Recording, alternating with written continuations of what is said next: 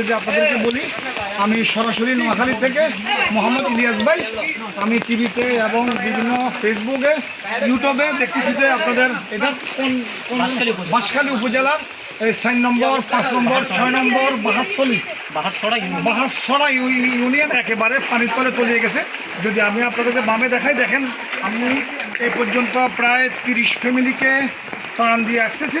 আমার অবস্থা একেবারে খারাপ। আমি অনেক দূর থেকে আসছি, যেটা নোয়াখালীর থেকে চট্টগ্রাম বাঁশখালী আসা কিন্তু এত সহজ না। তবুও আমি জীবিকার কারণে একমাত্র মানুষের পাশে দাঁড়ানোর জন্য কোনো নিজের মৃত্যুকে ভয় না করে আমি এই পর্যন্ত এসে গেছি। ইনশাল্লাহ আপনাদের দোয়া আছে বিদে আমি বলবো আপনারা আমাকে দোয়া করবেন, আমি যেন আমার বাকি যে ত্রাণগুলো আছে, আমি যারা পানিবন্দী আছে তাদের হাতে হাতে খোঁজ করে দিয়ে আমি যেন আমার এলাকাতে ফিরিয়ে যাইতে পারি। আমি আপনাদের কাছে এই দোয়াটাই চাই। আপনি কি এখানে ব্যক্তিগত দিচ্ছেন নাকি কোনো সংগঠন? না, আমি আমার ব্যক্তিগত দিচ্ছি। আমি ব্যক্তিগত, আমার একটা ফেস আছে মোহাম্মদ ইলিয়াস, আমি এখান থেকে দিচ্ছি ব্যক্তিগত। আমি শহরের ছোটোখাটো একটা ব্যবসা করি।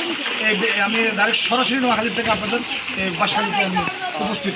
আচ্ছা দর্শক, আমরা এই পর্যন্ত যতটুকু জানতে পেরেছি, উনি একদম নোয়াখালী থেকে এসেছে। উনি এবং অনলাইন অ্যাক্টিভিটিস, উনি কিন্তু ওনার অনলাইন পেজের ধারাবাহিকতা উনি কিন্তু বাঁশখালীর মানুষের দুর্ভোগের পাশে দাঁড়িয়েছে। উনি সেই সুবাদে কিন্তু বাঁশখালীর যে বন্যার্থ মানুষ রয়েছে বাহাসড়া ইউনিয়নের মধ্যে, সেখানে কিন্তু ত্রাণ দিতে হচ্ছে। ঠিক আছে, ধন্যবাদ।